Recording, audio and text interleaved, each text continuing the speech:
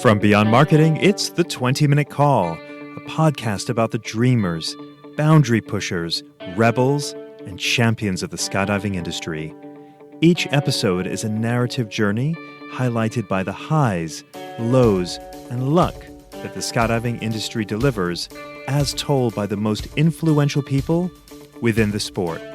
If you've ever dreamed of becoming a skydiver, perhaps opening a drop zone, or becoming the next world champion, check out the 20-Minute Call hosted by me, James LeBarry. My guest today may be the person who has lived a life that goes beyond daydreams of what a successful career in skydiving can possibly look like.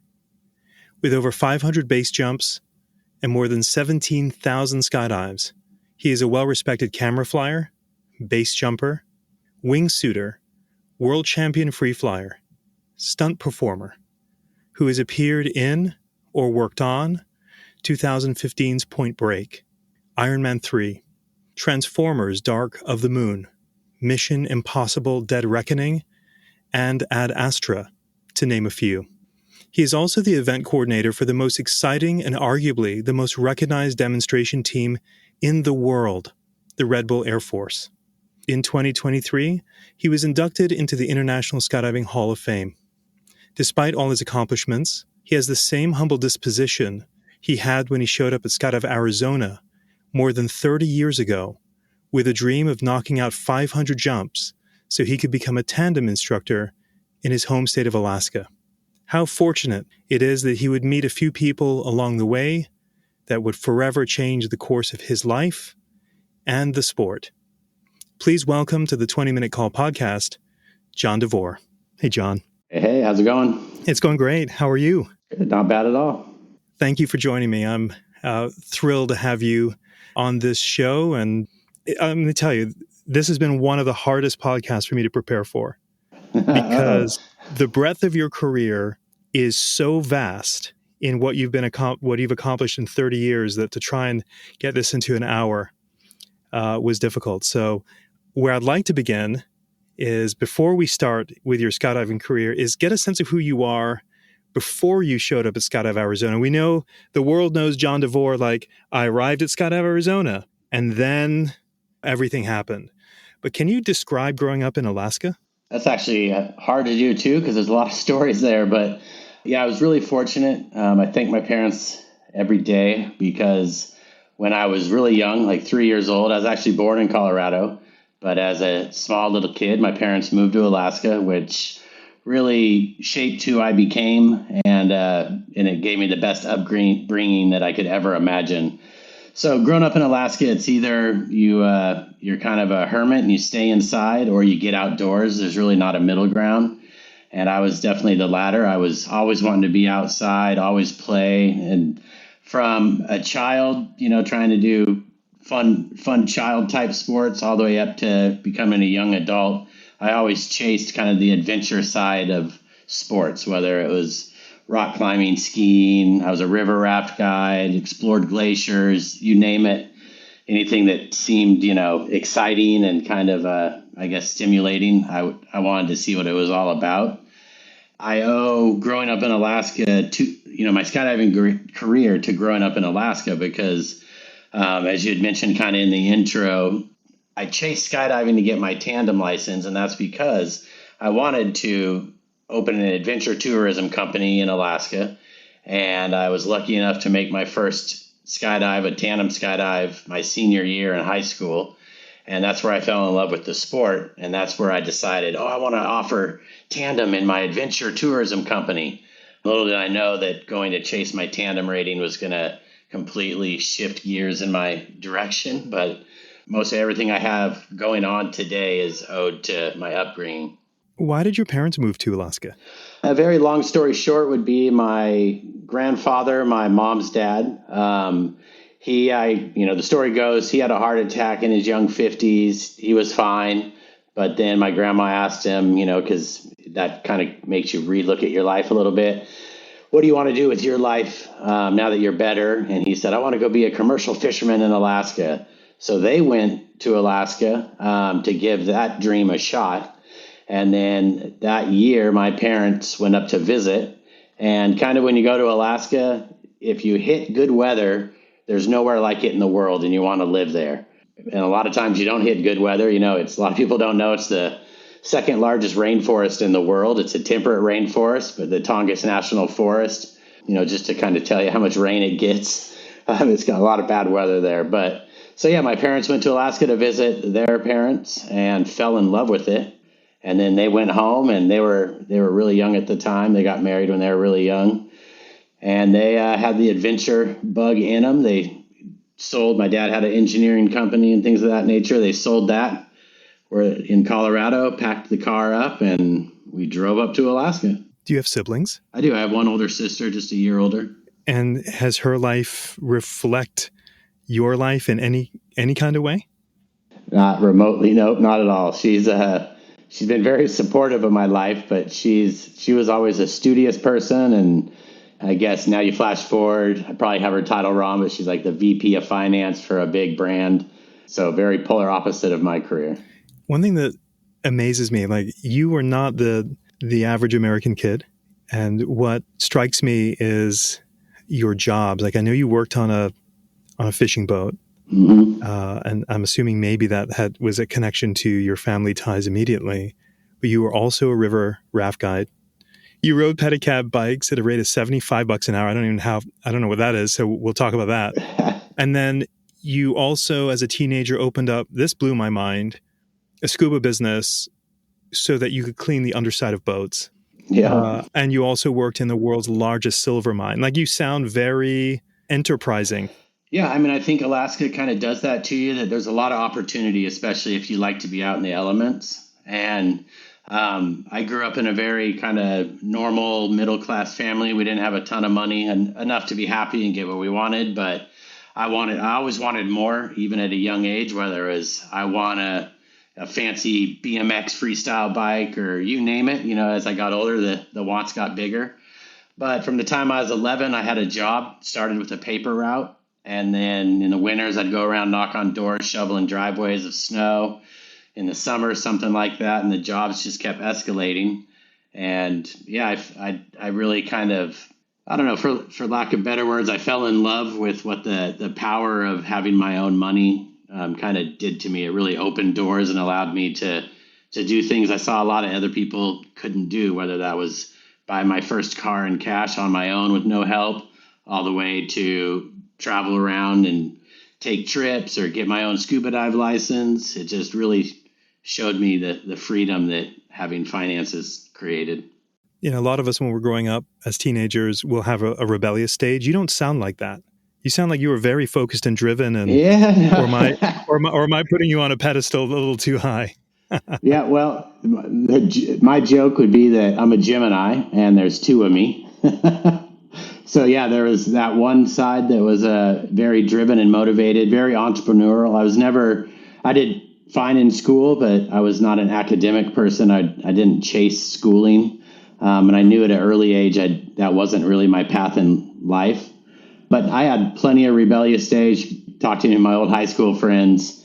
Truth be told, if I wasn't lucky as I am, if I would have got caught doing some stuff as any rebellious teenager would, my whole life might have taken a different direction.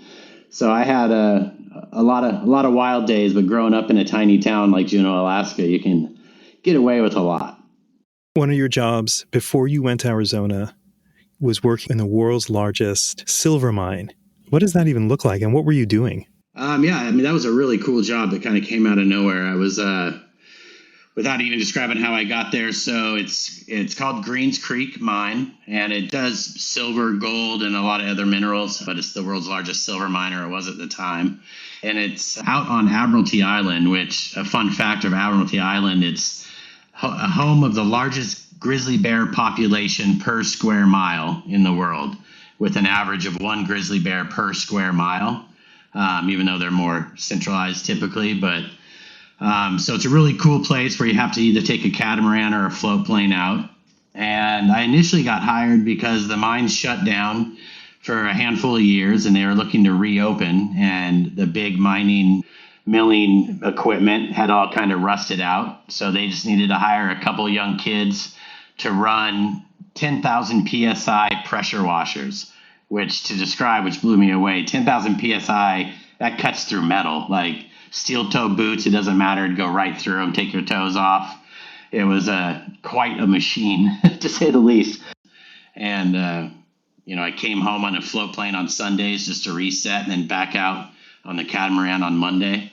But it really taught me the world of super hard work. But so the job started with going out there and just super hard manual labor, but it also paid me like an adult. I was 18, 19 years old, and I think at the time, I don't remember what I was making, but it was something like $6,000, $7,000 a month, which was just blew my mind being that was back in like 93. It was a lot of money for a kid right out of high school. Something I can't even remember. I know his first name was Dave, but one day coming home on the catamaran, I'd already worked there for close to, 8 or 9 months. And he pointed to everybody that was on the boat, and they are the exact calendar of what you think a miner is, like dirty beard, brown teeth, and just beat up looking individuals in general. And he just looked around, and he got to know me quite well the months prior. And he's like, hey, I know what your dreams are, and I know what you want to do, and I don't want you to turn into this. You need to quit and leave and go chase your dreams. And I didn't quit that day or, change instantly, but that stuck in my mind. And as soon as the opportunity came to switch gears, I did. And that's when I packed my car up, put it on a ferry, and headed to Skydive Arizona. Before you packed up your car and went to Arizona, you obviously were exposed to skydiving. What was the circumstance, and where did you make your first jump? Yeah, that was just really dumb luck. There was no skydiving in Juneau at all. Kind of the stair-step story is a sophomore in high school, 1991, is when the movie Point Break came out. And that was the first time I had ever seen skydiving besides like a picture in an ESPN magazine, I think. It was the first time, though, visually I saw the beauty of what skydiving was like. And so that's where I was, first introduced to it and was like, I want to do that one day. I just don't know how or when. And then my senior year in high school, I was working out in the gym, and I saw this guy staple a flyer up on the bulletin board saying, tandem skydiving is here and sign up now. And I was his first person. I was there when he was putting the sign up, and I was the first person to sign up. And I was too young to skydive at the time, but somehow I had a fake ID. I don't know how, but it said I was of age. I'm talking about my rebellious youth. But yeah, so I made my first tandem skydive when I was 17 years old, a senior in high school. And that's when I was really hooked and knew I needed more of that. And it was something I had to chase. It's wild. So fast forward, you're packing up your car to go down to Skydive Arizona with the intent, as you said, to get your tandem rating. Here's the thing is when I imagine what I've read, like you arrive at Skydive Arizona, a very different drop zone than it is today. But when I think about it, it almost seems like, like when you watch a movie and there's almost like a cloud around the image, like it's something magical happening. Like you're in a magical place and you walk in at such a magical time in skydiving. And it almost sounds like the vibes of the guys in the first Point Break movie. It's just like everybody's high on life. It was. Yeah. I mean, it was really special all the way to even before I got to the drop zone. I was driving down I-10, and truth be told, I was going to an Arizona skydive center because I knew it was going to be sunny. And at the time in the USPA magazine, Skydive Marana had a better looking ad to me. I was heading to Skydive Marana, but I was super tired. The sun was going down, and I knew that I was getting close to passing the other drop zone, Skydive Arizona. So I was looking, and I strangely owe a lot of my career to Burner, the old hot air balloon pilot that used to run the hot air balloons there, because I saw a hot air balloon going up. And then I was like, oh, you know what? I'm just going to go there today, and then I'm going to check it out, and I'll go to Marana later. So I made a left. I head in towards Eloy. And right when I pulled in, I was just overwhelmed because I didn't know what to expect. I'd never been around skydiving. And I pulled into the scene of all scenes. There was so much this vibrant energy going on, and me not even knowing who's who or what's what, you could just feel it. The buzz was everywhere. There was so much going on. It was the heyday, the peak of airspeed really getting to where they are at. You had Rob Harris, the kind of pioneer of sky surfing, who was already getting semi-famous because of sky surfing. I put a tent in the campground, and I didn't even know who this guy was at the time, but the first person that walked up to me to play hacky sack was Jack Jeffries. And after he walked away, I had a bunch of people in the campground come up to me. "Oh my God, you know Jack?" And I'm like, "I don't know. Is that Jack?" I had no idea. And then, within like 2 days of me walking around, I'd seen, I saw, once again, had no idea who it was, but Olaf Zipser doing a big hook turn, coming in, landing fast. And his packer at the time, his name was Jeff Gladish. He turns to me and he goes, "You just saw the fastest man in the world." And I was like, "Under parachute?" And he goes, "No, he's trying to figure out this vertical skydiving stuff. And he's working with a couple other people." And that was the first time, that kind of made me go like hone in on, oh, somebody's doing something special. What's this about? And I was like, at that time, I think I had 22 jumps total, so I was as green as you could be. I was barely off AFF.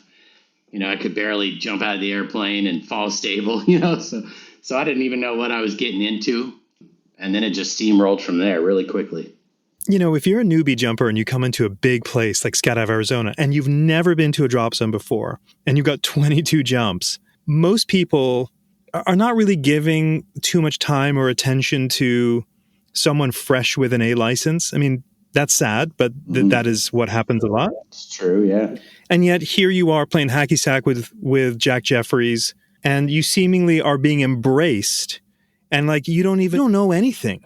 It's kind of I've never said this before, but it almost feels like a virgin walking into a whorehouse. Like it's like, I don't know anything, and here amongst me are the greatest that there is then, who are legends now. It's wild. Yeah, it was really intoxicating, to be honest, because I quickly learned just by hanging out in the packing area in the drop zone in those first few weeks. It's pretty easy to learn who's who and what's going on. And yeah, I just felt really lucky from, within those first few weeks, I became friends pretty quickly with, Olaf and Omar and Charles Bryan and Mike Vale, like the original Free Fly Clowns. I was nowhere near. They were already a couple years of trying to figure out this new vertical flight. There was no name for it yet. It was like vertical freestyle. But I kept just like going over to where they were very secretive of their videos, but when they did something cool, they would play it. And it was still at a point where they weren't flying relative to each other yet. They were getting vertical, kind of zooming around. Mike Vale, who was Olaf's camera flyer in freestyle, was, he's arguably such the sleeper cell pioneer of free flying, because he never went after any credit or any notoriety. But really, he was free flying before anyone, because he was having to figure out how to film Olaf doing vertical freestyle. And that's why, if you ever go way back in the day, Mike Vale has a really unique style that is, you still don't even see that kind of flying today, because he had no idea what to do. He was doing whatever naturally came to him to stay with Olaf. And so I was seeing that kind of video. Olaf was teaching. Omar was his student at the time. And then Charles Bryan was coming in and out. It was pretty crazy. Describe Omar Al-Hejalan back then. Is he this? Mm-hmm. Is he the same guy as we know today? I mean, the guy's high on life. Yeah, 100%. He was. He embraced me like I'd known him for a long time. Super positive. It's exactly who you bump into today. Obviously, he's an older version of it, as we all are. But he was like that then. He was really, really eager to learn, really eager to help build the sport, to bring people in. I mean, it's the day I told him that, I think I might want to start learning how to film skydiving, he called me over to his trailer and handed me a high 8 camera. So I got my first camera from him by just expressing the interest in filming. And it was, I kind of just taped it to the top of my helmet. They didn't even have screws at the time. but yeah, he's an amazing guy that really, really helped my beginning days for sure. If you're a DZO or DZM listening to this podcast and you're not using Burble, I've got a question. Why not? If the reason is price, what's the cost of your time? Other booking and manifest softwares are a one-size-fits-all. Burble was built from the ground up by a DZO for DZOs to maximize efficiency. Now, isn't that nice? There's no software that compares. Choose Burble. Burble. You arrived at the drop zone with a lot of money in your pockets because of the work you did in the mines. Mm-hmm. So how many jumps were you cranking out? Because it seems like your progression went through the roof. Yeah, I mean, I basically looked at, I looked around. I remember vividly looking around when I was quite young in the sport in that first few months, knowing that I wanted to catch up to what was going on as fast as I could. And I looked around at who was the best and what were they doing. Well, that was kind of the beginning days of people doing back-to-backs and having backup rigs and packers and things like that. I decided that I wasn't going to spend my money on having a packer, but I did try to get 2 rigs and try to figure out how to start doing back-to-back jumps. And it didn't happen right away. At first, I just had 1 rig, but was jumping as much as I could. But yeah, I mean, I did 8 to 10 jumps a day, every day of the week that I could, which was almost 7 days of the week. I think in the first 10 months of living at Skydive Arizona, I did about 1,200 jumps. That's not unheard of today. It's still aggressive, but not unheard of. But back then, there was really just the airspeed crew, a couple other small RW crews that were mimicking airspeed, and then the free fly clowns were kind of on that rhythm as well. So that was the training regimen I put myself on, and it wasn't really so much training at the time. It was just I couldn't wait to get back up in the sky the second I landed, so it just made sense that why not just try to jump all day, every day. How many years were you at Skydive Arizona? I did 2 years. So I did when I first went there, I did 9 to 10 months straight, and then it got just too hot in the summer, so I went back to Alaska that summer, and then worked again in the old lucrative Alaska working world, and saved up as much as I could. I think I waited until maybe March. So I gave it a summer plus. But yeah, so I worked for 4 or 5 months because I knew the power of money down there. And then I went back again and did another almost year. And in that second wave, nearing the end of it, is when I finally got to a skill level where Olaf started offering me very low level beginner, but to become a coach in the first school of modern sky flying. So I started coaching, and it sounds funny, but I feel really lucky that the initial wave of the beginning free fly crew, not everybody, but a lot of them had money for one reason or another. And they kind of coached a little bit, but nobody seemed to really chase the coaching, only if it was like a big student that's like, I want to do 100 coach jumps. But for that person that just wanted 1 jump to see a video or 5 jumps that day, I was it. I was the guy that was like, I'll do 1 coach jump with you. I don't need you to book me all day. Like, I don't care. And so that really helped kind of propel me into the world of coaching. And then near the end of that time in Arizona is when Olav and I were talking, and he really wanted to expand the free fly world into the East Coast. And so we started talking with Skydive Sebastian, and Olav talked me into packing my bags up once again and moving over to Florida to open the first school of modern sky flying in Sebastian. So where in this period of time do you meet Rook Nelson and Mike Swanson to jump on Alchemy? Yep. So that second year of Eloy, I met Mike, and Mike at the time was a tandem master, and him and his best friend Jason did the occasional end of the day free fly jump type thing. But he wasn't really a free flyer per se, I guess, at that exact moment. But he obviously had the passion, and that's what he wanted to do, because he saw the same thing we all saw, that it was the future, and he had the same mindset, didn't want to be on his belly. And then the funny part that I still joke with Mike about is when I moved over to Sebastian, I had also met Ippo Fabe, the Italian, that is a co-owner of Tonefly helmets and jumpsuits. And Ippo was one of the first real rippers of the Italian world in free flying. And so Ippo was pretty talented already at that point. And so I called Ippo, and he decided to move to Florida with me and start a team. So we had a team around the free fly school we're opening, and we were looking for a camera flyer. And I was like, hey, I really got to be good friends with Mike in Arizona. And I'd only made a couple jumps with Mike, and this kind of gives credit to him in the sense that when I called him to ask if he wanted to move out to Florida and be on Ipo and I's free fly team, I truly thought Mike had way more free fly jumps than he did. I thought he was way better than he was. So when he moved over, he still had quite a learning curve to go through, which I remember the first month or two, Ipo and I going, John, what are you doing? Well, inviting Mike, because Mike wasn't quite to where we were at yet. Quickly caught up, so I'm more poking at Mike here, but within a few months, he caught up really quick once we had some sponsored jumps, and he was able to not be a tandem master and just start free flying. And then I didn't meet Rook for quite a few years because Sebastian ended up then we all moved down to Lake Okeechobee and opened what they eventually called Skydive America, but it wasn't even called that at the time, where myself and Olav and a few other people moved down there. I left Mike and Sebastian at the time. I did about a year plus in Skydive America location. And Mike kept coming down to visit, but he wasn't really part of that program yet. He was running the school up in Sebastian. And then when I left Skydive America to move to Tahoe, I'm going forward, but I'll go back. That's when Mike kind of took my slot at Skydive America.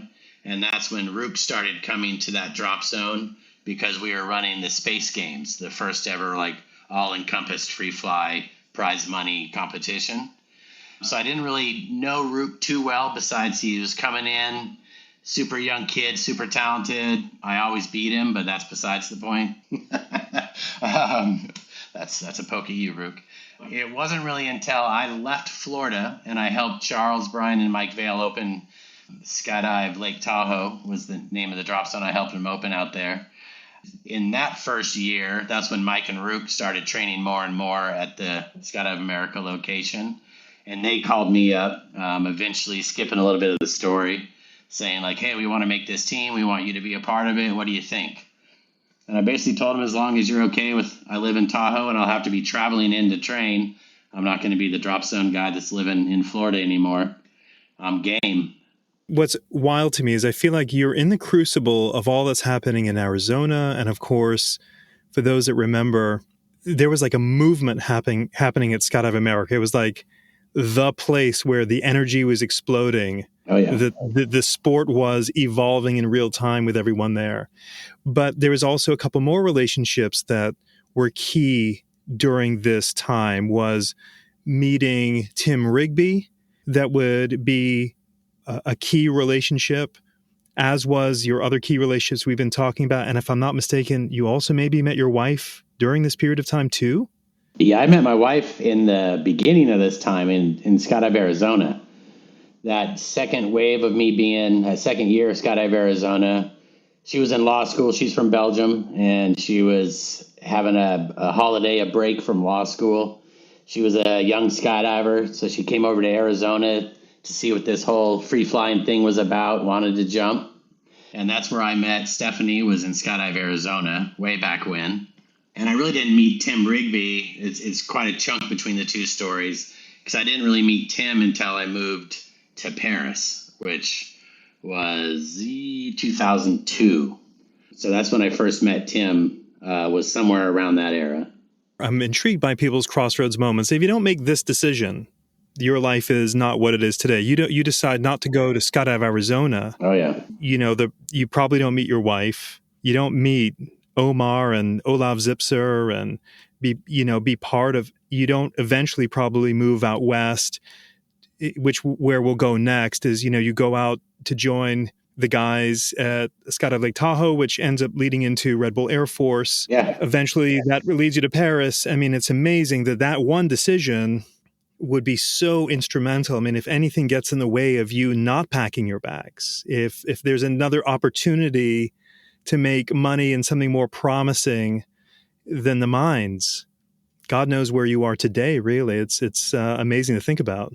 100%. I mean, it's as much as I love skydiving, I have to be honest that if I didn't make a left off I-10 and go to Skydive Arizona compared to Marhena, I very likely could be a resident of Alaska still, running an adventure tourism company that offered tandem skydiving. But I mean, that's the story of life, everybody's life. It's, you can kind of go through it and all the forks in the road lead to where you're at. And when I was really young, it sounds pretty cheesy, but I read a book called The Celestine Prophecy. And it was a fun read, but at the time it was really popular in the mid 90s. The gist of it all was that you have to, coincidences in life, if you look at them as just that, they're just going to move on. But if you looked at them with what's the purpose, why did this happen? All the way down to if you see somebody walking by, they're like, wow, I swear I recognize that person. Well, if you just let them go, you'll never know. But if you walk up and say, hey, do I know you or something? It may change your life. And that's kind of how I always looked from a young adult even to today is don't let the weird circumstances just come and go. Because you went and talked to this person, you changed their life somehow, and it doesn't even do anything to you. But I think forks in the road are an amazing anomaly in this. There'll be a bigger purpose there, and not always selfishly. It might not even be for you. Yeah. Well, one of the forks is you are busy in Florida. You're doing your thing with Olav. Things are happening. It's a very exciting scene. And then the guys, and you can please clarify which two guys it was, said, hey, we're wanting to open up a drop zone in Skydive Tahoe, or in Tahoe, excuse me. Mm-hmm. And so you go, pack up your bags, like no idea what could be, but why did you decide, what in you said, okay, I got a good thing going here, but I'm going to leave it for the total unknown. What was the appeal there that let you take that risk? Yeah, it's a list of things, to be honest. So it's so the first phone call came. The two guys were Charles Bryan and Mike Vail, who I became really good friends with in Arizona a handful of years earlier. So they called me originally and offered it to me. And they said, hey, come on out, help us open this thing, dangling carrots of like free jumps. You can open your own free fly school. All the money's yours. We don't want anything. Just come create a scene like you've been doing in the other places you've been. And at first I said no because of what you said. I was looking around, kind of the top free fly guy in the world at the time. Me and Olaf were neck and neck. It was like, couldn't have been better in that bubble I was in. So at first I said no, but then it started weighing heavy on my mind because one thing was that I'm a mountain kid at heart, and I always wanted to figure out how to get back to the environment that I loved so much, and that's the mountains. And Florida is not that. But the bigger reason is I also, and it's, without diving into the politics of what was going on, I started seeing the dream of what Skydive America was supposed to be, that was getting everybody to come there and the big hoopla. It wasn't really panning out to what I was being told it was going to be. I realized that, okay, I already saw an end point to that story. I knew there was a couple more years of a good time there, but I kind of saw the future of okay, I'm going to be high and dry, free flight coach at a drop zone that's probably going to go away one day. Is this the smartest thing for me to do? And then strangely, and I don't really want to say what the dream was about because it's not really correct, but I had a dream one night that was a bad dream that all had to do with where I lived in Pahokee, Florida, at that drop zone on Lake Okeechobee. And I woke up from that dream with just kind of the epiphany of I'm moving. So I called up Charles and I was like, hey, a week had gone by since the first phone call. And I was like, hey, is that offer still look good? And he's like, you bet. And I was like, okay, I'm packing my car and coming your way right now. That's kind of how my life had gone at that point. Was as soon as I realized, I'd kind of internally made a decision. I didn't wait or hem and haw. I kind of gave myself no excuses, where I severed my ties, packed the car, started driving without really realizing, oh shit, what did I get myself into? But then I had a long road trip from Florida up to Cross Keys, New Jersey for a little boogie, and then over to Tahoe. So I had a while on the road to be and I was down to zero money. Right before I left, I was down to $27 in my bank account. $27. I had free jumps, but no money.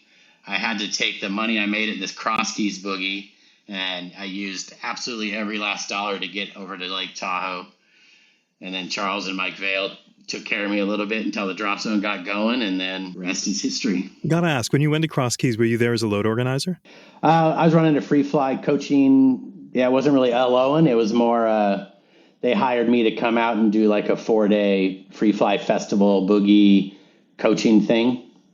So I went up there with John Eddowes, and I actually went up with Mike Swanson and his future wife, Jen. So we were up there together. I mean, this is the early 90s. Even doing a camp like that, you got $27 when you arrive. What are you leaving with? $227? I mean, $880. $880. Oh, that was a good week. Yeah, I remember vividly. I was like, I get across the country and with $880. So you get there, and this is the genesis of Red Bull, and Red Bull coming over to America to see or test will their marketing strategy of your work in the US. Do I have that right? Yeah, pretty close. It's kind of my Cliff Note version of that story is somewhere in the mid 90s. I think it was like 96, 97. Red Bull came to America. One of the first people they sponsored was Shane McConkey, the pro skier, who happened to be really good friends with Frank Gambale, a pioneer of base jumping. So Shane got into base jumping. And between Shane and Frank, they introduced Red Bull to Charles Bryan and Mike Vail. And that's when I first met Red Bull. They drove a branded Red Bull Jeep out of a Sky van in Skydive, Arizona. And that was in 97 during the Free Fly Festival. Charles and Mike stayed with Red Bull. They weren't doing too much besides they went on a couple cool projects and things of that nature. Maybe did one or two like low-level demos, but not a lot was going on. And then when I moved over to Tahoe, within that first year, I then became a part of that scene, the Red Bull scene. And so by 99, I was an official hat-wearing Red Bull athlete. I met them when they were really young. When I met them, there was like 20, maybe 25 employees in the country. It was just one little unit that lived in the Aspen Vale area and then Lake Tahoe. That was their test markets to see if their strategy was going to work for the West. And obviously it did. It worked well. It was right place, right time, knew the right people, had the right resume and the right drive. And, as everybody knows in our sport, it's almost impossible to get a big corporate sponsor in skydiving. It seems like we, the Red Bull crew, we're really the only ones that have had a multiple decade-long constant sponsorship. There's been a few corporations or big sponsors that have come in and out, which is great, but there's really nobody sticking around. And that was even apparent back in the early days, so that as soon as I realized that this big brand was going to get behind us, Red Bull gives you wings, we couldn't be a better fit. I knew there was something magical there, and I was excited to see how we could grow with the brand. Does GoPro still sponsor a team? I could be corrected on this, but as I understand it, not really. The GoPro Bomb Squad, I believe they're still together as a group. Don't really know if they're called that anymore. I think most of them got, GoPro, from my best understanding, pretty much flushed out almost all athletes and refocused their strategy as of lately. So I do know that there's some GoPro aerial pilots out there from a Speed Flyer, Marshall Miller and a couple of his crew out there still doing stuff. But I don't know if they travel around calling themselves the GoPro Bomb Squad anymore. I haven't seen that lately. So I think the rumors I've heard are probably true. If you're a fan of the 20-Minute Call, I'd like to invite you to be a member of a budding community with me on Patreon. By becoming a patron of the show, you can join me behind the scenes to discuss options for future guests and gain access to some show swag.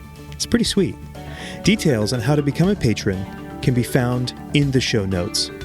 Okay, back to the show. Why do you think another brand has not been able to recreate what Red Bull has done so successfully? I mean, it puts eyes on the brand. Yeah. As quote-unquote sponsorships go, or dedicated teams, there's like Red Bull Air Force and the Golden Knights. Yeah. What I mean? That's it. Yeah, I mean, there's a couple demo teams out there. Like, I was really proud of Amy and all the girls that had their highlight team. I'm still hoping for them. They're going through a transition period, so I'm hoping for that what they created with their big sponsor donor, goes on and they can keep going. But yeah, I think to go back to your question, I think it's a few reasons. One, if you're not in our sport and you don't do it, you don't understand it, it's scary from just a layman point of view of like you're falling out of an airplane, jumping off a cliff, super high risk. Most companies don't want to touch the risk. We know in our sport that, yes, it is risky if you make it risky, but it's quite a safe sport, really. If you look at statistics comparing us to kayakers, skiers, climbers, we strangely have really low numbers. Scuba diving, even, like, we're way less risky.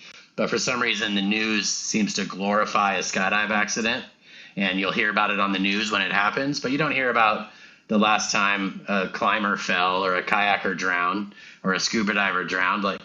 So I don't get why it happens like that, but I think that scares corporations away. And I think the times are changing, but I also think that over the last couple decades, there really haven't been, I hate to say this, I might get some hate for this, but I feel like the level of professionalism in skydiving is sometimes lacking, where people are wanting to be the free-spirited, gypsy-minded kind of mindset of a person, which is great. That's what most of us got into the sport for, is that detachment from reality in one way or another.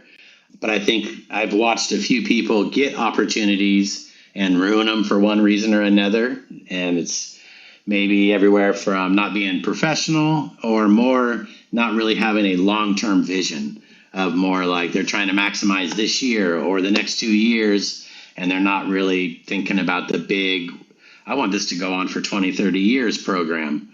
But in the end, I think it's really that, and I realized this by doing so many demos, companies are scared of our sport, and most of them steer clear. And I see that by just everybody that, whether we're jumping into an F1 race or some hotel somewhere, everything in the middle, the liability, release of liabilities and the insurance, and the conversation is so crazy that it's pretty apparent why sponsors aren't flooding into our sport. It scares me. Yeah, and John, and I almost wonder if you guys have ruined it a little bit.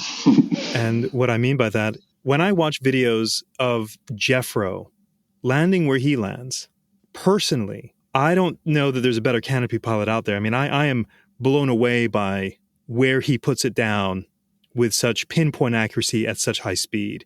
And I may be talking out of turn. There may be better canopy pilots on Red Bull Air Force, but I just consume his content maybe more than anyone else. But that being said, I've seen you fly in a wingsuit over LA, past the Intercontinental Building, landing in basically downtown. I mean, who would take on that level of, you got to have a brand like Red Bull that's really willing, it's in their core values, it's in their DNA to push the limits. Yeah. But I also look at you guys and gal, you all are super skydivers, great canopy pilots, base jumpers, free fly. It's just the skill set is so rounded, and it's not like, okay, there's the one specialist. It's like everybody's got this well-rounded skill set that's incredible. And I guess it needs to be there because you all cannot mess up. Yeah, it's true. It's to speak to that a little bit, and I'm having to deal with it right now because I'm on a mission in the next few years to figure out how to usher in a new generation into our program and create some type of Red Bull Air Force Academy or JV squad per se or whatnot. And that's because, one, the legacy I want to leave, but for two, I realized why we are where we're at today is, to go through the team, just for a few examples was, so Miles Dasher, he was Mr. Base Jumper. He wasn't much of a skydiver for years. And for that matter, he's never even flown, or not never, but he doesn't fly fast parachutes. Myself and Mike and a handful of others, we were a free fly skydive, but we weren't base jumping people in the beginning. But as we progressed as athletes and as a team, we kept feeding off each other, teaching each other our own skill sets to where now, yes, we are very well-rounded. We can do any part of the air sports world to a world-class level. I'm not naive. We didn't start there.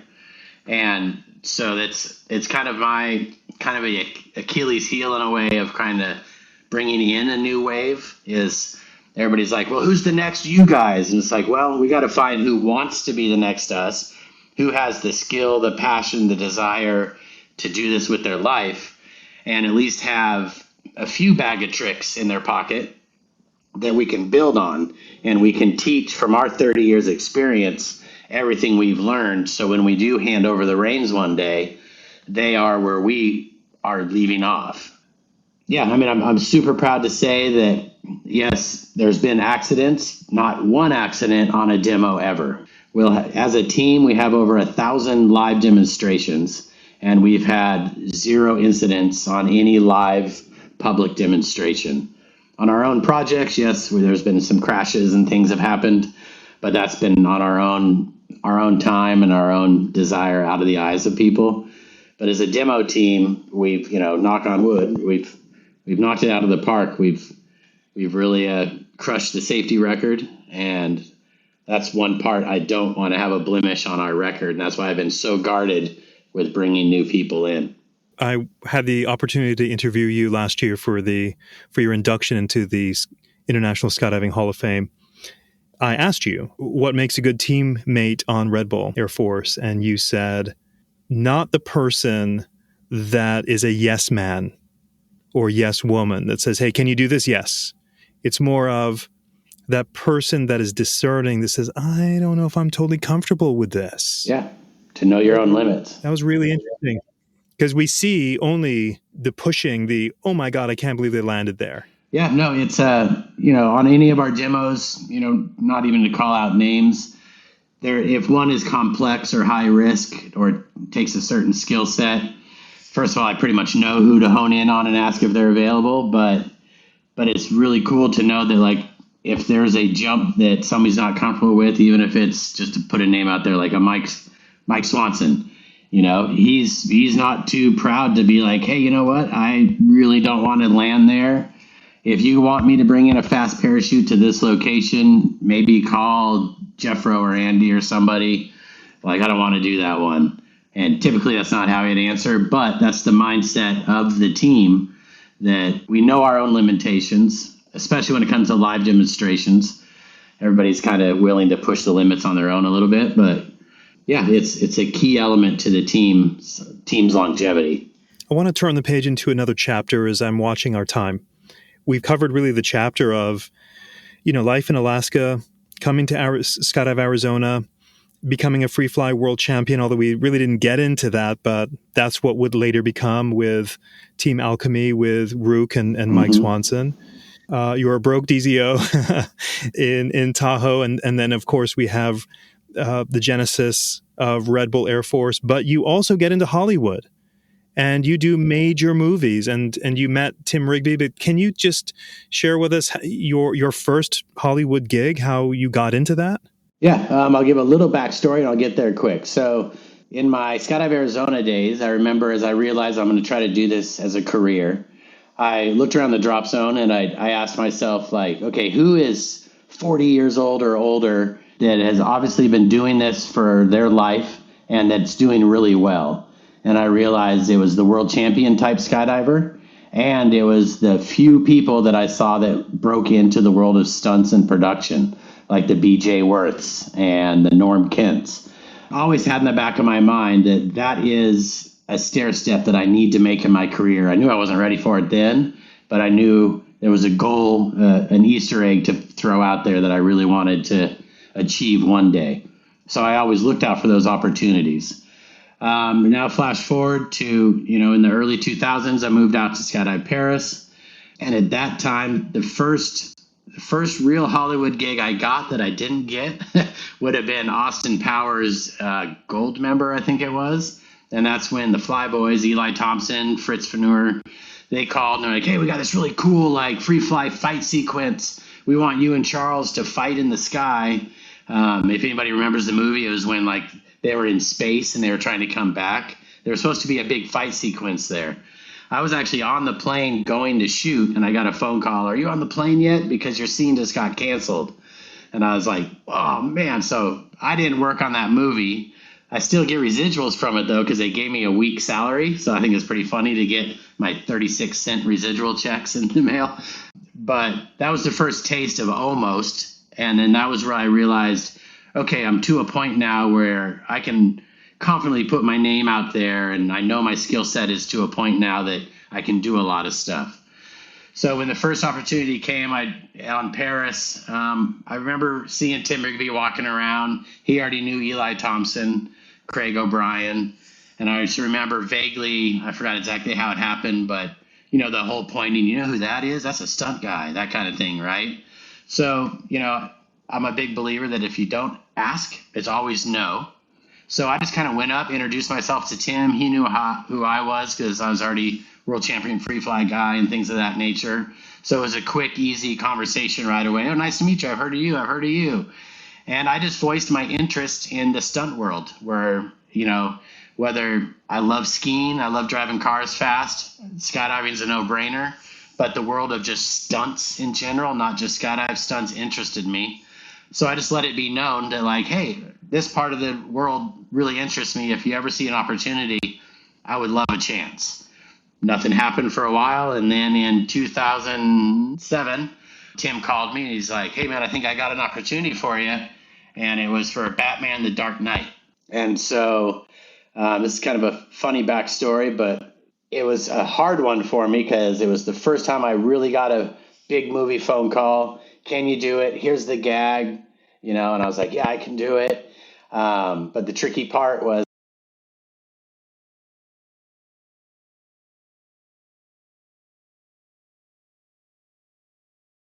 flash forward to get a phone call from production saying, hey, I don't remember the exact, it was like, we need you to come out on the 20th. My wife was pregnant with our first child. And the shoot date was really close to the due date, 7th of August. And I was like, oh shit, that's like the due date. So I was like, I didn't want to like burn the bridge. So I was just like, okay, hung up the phone and how am I going to do this? How am I going to do this? My wife and I talked a ton. And she was the one that actually kind of forced the decision where she's like, hey, I know our first kids are, there can't be a bigger deal, but also this, if you say no to this one opportunity that's coming on, maybe the phone doesn't ring anymore. And this is something you wanted so much, you have to do it. Cliff note version of that story was my wife gives birth. My mom flies in that night. I high five my mom, kiss my new little baby and my wife, hop on an airplane 24 hours after birth and head to Chicago to go film. So my first big movie stunt job, I also had in the back of my mind that like, just had a baby. My wife's still in the hospital. What am I doing? What a douchebag dad, husband. What am I doing? But it was something that my wife and I agreed that was worth it. Because of that, my Hollywood career really took off. And I think people realized that I was willing to sacrifice a ton to make that part of my career happen. And it paid off. One thing that I have to point out is your Hollywood career takes off. You're not just a stuntman, you also do cinematography as well, which again stems back to the handing of the camera that flashes in my mind from Omar. Yeah. But you also end up working on Point Break, which is like this incredible symmetry once again, because you were inspired by 1991 Point Break. And now you've got a pivotal role in the newest Point Break. And if I recall, isn't that the formation wingsuit scene going down? Yep, through the crack. I mean, that was... Yeah, we did a handful of aerial sequences where that was the big one, hands down. It's the most fun to talk about. But everywhere from, I was throwing huge boxes out of the sky van, the big money pallet scene where we cut and the money went everywhere. So we had to kind of fake the base jump into the Cave of the Swallows hole because we couldn't get permission to do that, but we had to make it look like we did. But yeah, I mean, that was such a surreal job for me because, as you mentioned, the full circle story, what inspired me to start skydiving. Now I got a phone call from Tim and Jeb Corliss, who in the end, it ended up being that I was the aerial stunt coordinator and partnered with Jeb. So I was the stunt coordinator and I was also doubling Johnny Utah. There couldn't have been a bigger Super Bowl moment for me in my career. And I'm going to encourage everyone to look at the show notes for me to post those videos because they're crazy. They're absolutely incredible. Yeah, it was the lowest I've ever been proxy flying in my life. I believe it. It can't go any lower. Nope, I was having blades of grass hit my face. Wild. I would ask if you would indulge me. We're really towards the end of time, but there's a pivotal moment in your life, which is when I was last interviewing you, I said, hey, what would you say to your younger self? And you said, don't make a jump on October 29th. I think it was 2021. Yeah. Can you Don't go share? speed flying. Yeah, can you share that speed flying accident if you don't mind? Yeah. I'll tell a quick version of the story. So I had just come home from shooting for almost 2 years Mission Impossible, where I was teaching Tom Cruise to speed fly and base jump, skydive, all that stuff.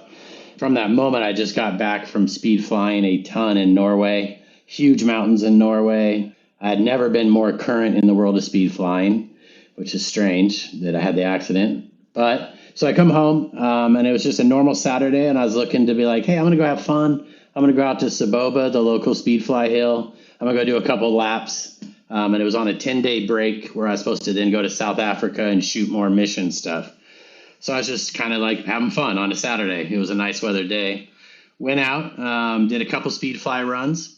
And then somewhere in the middle of the day, it wasn't drastic, but the weather started changing, started getting hotter. And it was getting thermic. Started seeing the birds soaring around.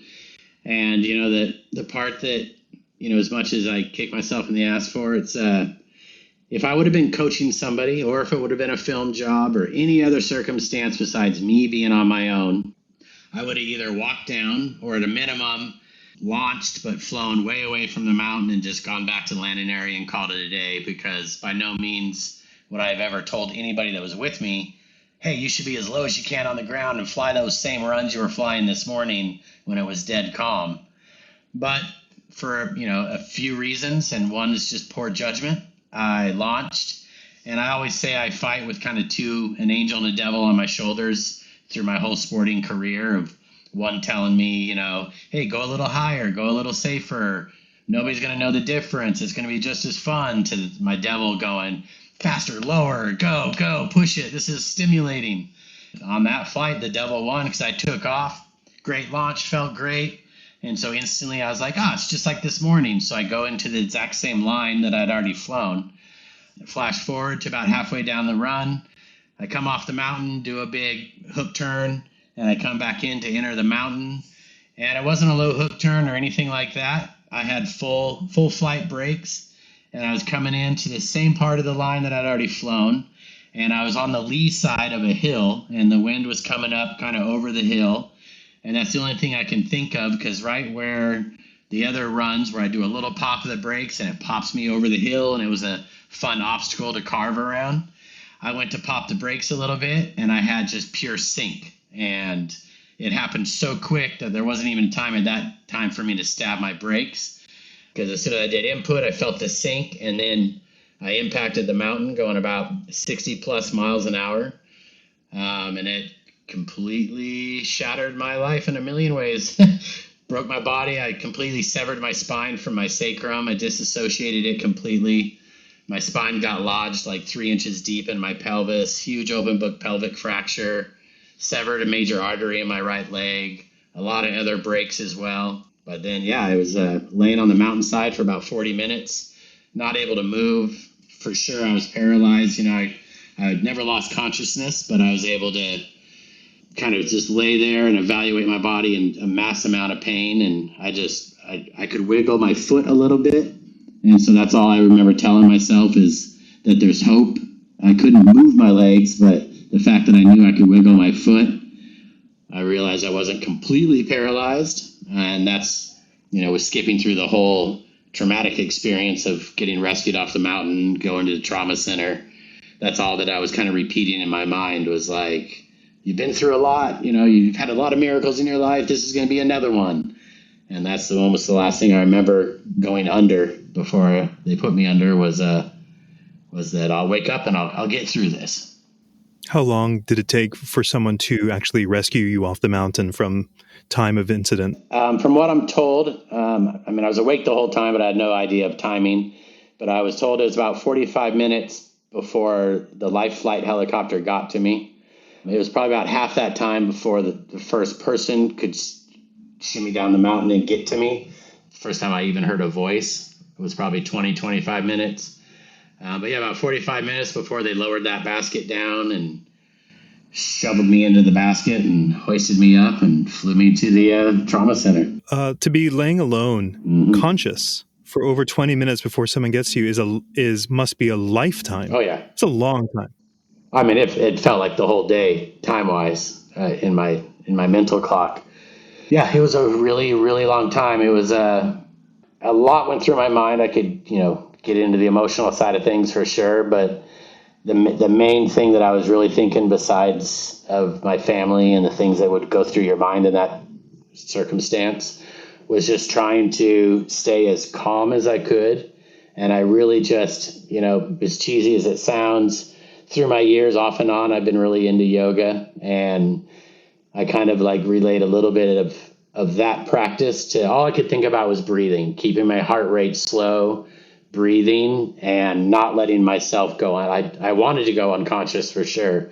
I remember so many times my brain telling me like, we're going to go ahead and shut off. We're shutting off now. And I would do mental tricks to try to just keep myself awake, talking to myself, those kind of things, just because I knew how bad it had to have been. It was hard to assess how bad I was, but I knew that if I went under, it would be way worse. So I tried not to. I don't know you very well, but I feel, as I have sort of empathy, I take my brain and try to put myself in to be you. I feel a little emotional imagining that. Have you, aside from that, how come you are not paralyzed? I mean, it seems like you should I be. should be. Yeah. The why, you just have to probably say a miracle. I can just kind of like quote my trauma surgeon who said that he has never seen in his 35 years of being a trauma surgeon, him or anybody on his staff or anybody in that hospital or anybody I've even talked to from the Mayo Clinic down to the people that actually took care of me. Nobody had ever seen my type of injury without it leading to paralysis, where my spinal cord stretched for 3 inches, which they had never seen before without it severing and not being able to ever regrow. But mine just stretched and got severely damaged for sure, but it never severed, which is the whole reason that I had a chance to get back. But even when I woke up, I was told right away of like, they're very blunt with you in the hospital a lot of times, where they're just matter of fact. They told me like, hey, you need to start wrapping your mind around this, that you're not going to skydive again. Everything you know of your life is going to be changing because you're going to be in a wheelchair the rest of your life. We're trying to save as much mobility as we can. Even when I woke up, I was able to kind of move my leg a little bit, and so I realized I could move it, but they're like, don't expect to be able to stand up on it. You're probably going to have a colostomy bag, all the horrible shit you don't want to hear when you wake up out of something gnarly like that. But I also had a handful of people coming in telling me that they've seen miracles happen, and, a whole list of positive things of like, the number one thing is your brain controls your entire body, whether it's consciously or subconsciously, and whatever you convince yourself is probably going to turn into your reality, not just in injury, but in life. But in that moment, I'm thinking injury. And so that's just all I could really think about. Was I was trying to visualize my nerves firing, my nerves talking, my brain talking to my nervous system. And all I told myself is like, hell yeah, I'm going to get back up. Of course I'm going to jump again. I was already on the phone with people telling them, I was already like, oh, that job's in 7 months. Yeah, I'll be good by then. Definitely put me down for that. Definitely was not ready by then, but that was the mindset I went into it of like, yeah, as soon as I get out of this bed, I'm going to be PTing and I'll be there. I'll be there. And it was just the power of positive thinking goes a really long way. That and really the power of the team you surround yourself with, from my number one champion, my wife, all the way down to my surgeon and everybody in the middle, and power to the nurses. I had no idea just how integral nurses are in the world of medicine. I kind of thought they just kind of did. I feel bad for even saying. I kind of thought they just were there to like wipe asses and change shots and stuff like that. But they're 95% of the time you're in an ICU recovery. The nurses are taking care of you, not the doctors, and they really saved me. Roughly a decade ago, you had a serious incident where you more or less went in at very high speed in a mountain in New Zealand. which you famously told Ellen DeGeneres about, also in the show notes. But it seems like you picked yourself up and you move forward. This feels different. How has this changed you? Has it changed you? Yeah, it's still TBD. But the big difference was that miracle crash I had, that was in 2001. That was actually my first real production job. But Disney never released the movie, so I kind of don't count it. Compared to that one where for whatever reason I stood up and walked away with no injuries, kind of a lot easier to move on and put it behind you and learn a life lesson from it, but just charge forward because you don't have day-to-day reminders. Where today, I'm still quite broken. I still have intense nerve damage. I live in 24 hours a day of pain, which is just the constant reminder of everything. Yes, it's changed me a lot, but to what point yet, I don't really know because I'm still on my path to recovery. But it's definitely made me slow down a little bit and everywhere from look at my personal life different and what I want to accomplish in my personal relationships with family, friends, even career, to my sporting side of things of what I'm trying to achieve and my goals. But I'm still doing kind of what I've always done is I'm setting super big, lofty goals, just like I did that day I woke up in the hospital of like, if I don't have these goals to try to achieve, I will be the guy that's like, oh, you had a great career and you should be happy that you're walking and you're able to walk with your kids and da-da-da-da-da. Well, I'm not happy with that. Of course, I'm happy with that, but I'm not happy with that being the end of my story. So setting these lofty goals of, trying to accomplish some big projects I pitched to Red Bull and trying to do certain things in the movie industry. And, it's what drives me to keep moving forward, to grind through the pain, to keep pushing through PT when I'd really just like to give up on it all and, chill. But that's not in my nature, so I'm not going to do it. This podcast is sponsored by Beyond Marketing, the digital marketing agency for the skydiving industry. Now, I'm not a fan of lots of ads during a podcast. I mean, who likes ads? So I'll stop talking about how marvelously wonderful Beyond Marketing is. But if you're curious about what the amazing people of Beyond Marketing do to help drop zones and manufacturers thrive, then you should check out their website at dropzone.marketing. That's dropzone.marketing. Jon, I saw you, obviously, when you were inducted into the Hall of Fame, and you were, I don't want to say frail, but you were very deliberate in your movement. Oh, yeah. But the improvement that I've seen since then, which has been, 6 months-ish, 7 months, when you said, I got to get up and go get some water at the start of before we started recording, I saw you move, and it was way better than how I saw you moving half a year ago. Yeah. It's like you jumped up and out the door you went, and it was really impressive. Yeah, the small gains, the gains, if you looked at it like a learning curve, they've slowed down for sure.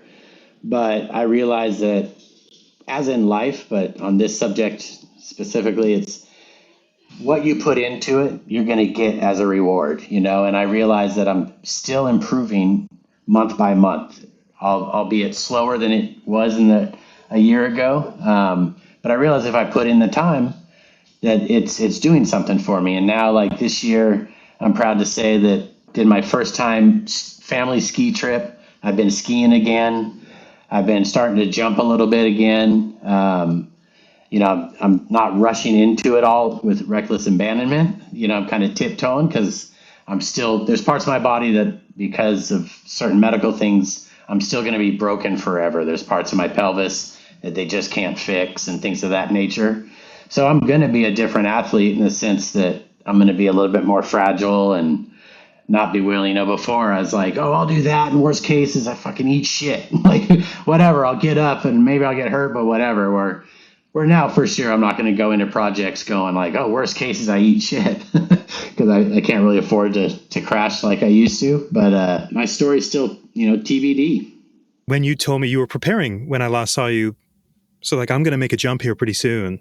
I was like, no way, man. And then you did it. And I think I saw it on your social somewhere. That's the only thing I posted since my crash. So Yeah, but it was so inspiring. Yeah. And So yeah, inspiring. since then, like I said, been skiing a bunch. I went and we did a Red Bull Air Force training camp where like my fifth jump back since my crash, free fly, head down carving around Luke, who's diving the airplane towards Earth, so it was like felt like picked up right where we left off.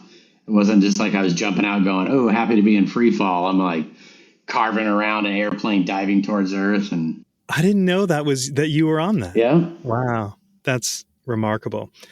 I'm going to quickly pivot as we close, but anyone that listens to this podcast faithfully knows that I've interviewed Craig O'Brien, other of your peers who've worked with Tom Cruise, and my mission impossible is I wish to have Tom Cruise. I want to interview Tom Cruise. Good luck. which is good luck. But as you have said, if I don't ask, it's an automatic no. Sure. So I'm just going to put it out there. Don't forget that I said this. But anyway, what is it like to work with Tom Cruise? It's so different than I expected going into it before I'd met him. I had no idea what to expect. I just, know what I heard through media or this or that or whatever you might hear. But I also was able to talk to Craig O'Brien, who worked with him on the movie prior to the one I did. He only had great things to say. And then when the stunt coordinator, Wade Eastwood, that hired me onto the job, he did something really cool because Tom is a unique person, where Wade said, hey, I'm going to fly you out and I'm going to take you through a 10-day, I think it was 10 days, where I'm going to be an actor in a sense, and I'm going to be Tom, and you have to coach me for 10 days. And I'm going to do all the shit that he'll do and he'll throw at you, and I want to see how you're going to handle it if you're the right guy to do it. So that experience went great. He said, you're the guy. It's perfect. You reacted to everything the way I needed. And then flash forward to right away, like right when I met Tom, it was intense, biggest star in the world. Of course, you're just like overwhelmed. You don't want to screw up. Biggest opportunity, arguably, in your, stunting, if not just skydive career, period. He's all ears. He's very inquisitive. He studies everything intensely. So you can't be full of shit. You can't just make stuff up because he'll question it. So I didn't want to screw it up. But really quickly, he was super easy to talk to. He's really respectful. And within a week of starting to fly with him, I guess I passed his test where everything that he was throwing at me, I had the right answers. I reacted the right way. And then what really made us become friends quick was the first thing we were learning was speed flying. And he's a go, go, go, go guy. And it was kind of out of his norm where we get dropped off on a mountaintop and the conditions aren't right. And just like what I should have done at Saboba, but what I did do with him was I wouldn't let him fly, even though he was sitting there like, why can't we go? It's great. There's barely any wind. It's this, that. And to somebody getting into the sport, they didn't know how to read mountains, thermic conditions, and things of that nature. So I'm sitting there explaining to him why. And so there was times that we sat alone on a mountain for an hour or 2 hours where eventually there's nothing else to do but be like, so where did you grow up? Just like you would talk to anybody. And so we became really good friends pretty quick. And then I really respected his training regimen. He's no bullshit where what he says, he does. He's one of the most talented athletes I've ever met where, there's kind of a joke in the industry that he's one of the best stuntmen in the industry that happens to be a great actor because he loves stunts and sports. And you see that where he's just a sponge. He wanted to learn. He loves aviation and air sports. So it was kind of an easy no-brainer where he respected the world I came from. I quickly respected where he was coming from. And then the partnership was really effortless where it just kept going and going. He wanted more and more. And he just wanted to become the best pilot, body pilot and canopy pilot that he could. So I was all game. So if I were to ask you the question, who's the most famous person in your contact list of your phone? It doesn't get more famous than Tom Cruise. Yeah, I don't know how you'd beat that, really. That's wild. Jon, I think if I were to ever want to interview somebody next, it'd be your wife. Oh, boy. She must be an extraordinary human being, and it sounds like you guys have been through some highs and some lows and still on the other side, just doing life. It's impressive. Yeah, I mean, I owe my whole career to her for a million reasons. But yeah, she's been the captain of the ship. Who's harder for me to interview, Tom Cruise or your wife? Probably Tom. Probably Tom. Yeah, I mean he's probably easier to interview once it's in the motion because my wife's pretty guarded, but I could probably talk her into it before him. Jon, I've really enjoyed this time, and you've indulged me, and I'm really grateful. Like, as we were getting in on the hour, which is what I committed to, we're at hour and 20, I feel, there's so much I want to talk about. There's so much to talk about. And I'm watching your next chapter with great interest. Man, I just feel gratitude for your humility and really showing the rest of us who want to dream, get to where you are. This is how you do it, with total class and professionalism. Doesn't come overnight. You gotta keep the passion. Jon, thank you. You bet. Thank you. And let's circle back sometime in the future. I would love that. All right. Cheers. Hey, everyone. Thanks so much for listening to the 20-Minute Call podcast. Please do follow us on your podcast app so you always have the latest episode, which is released every Monday. If you want to contact the team, our email address is podcast@beyondmarketing.xyz. This episode was edited and engineered by Garnet Znydrick of the YouTube channel Blue Skies Fun Days. Thanks for listening, and join us next week for our next episode.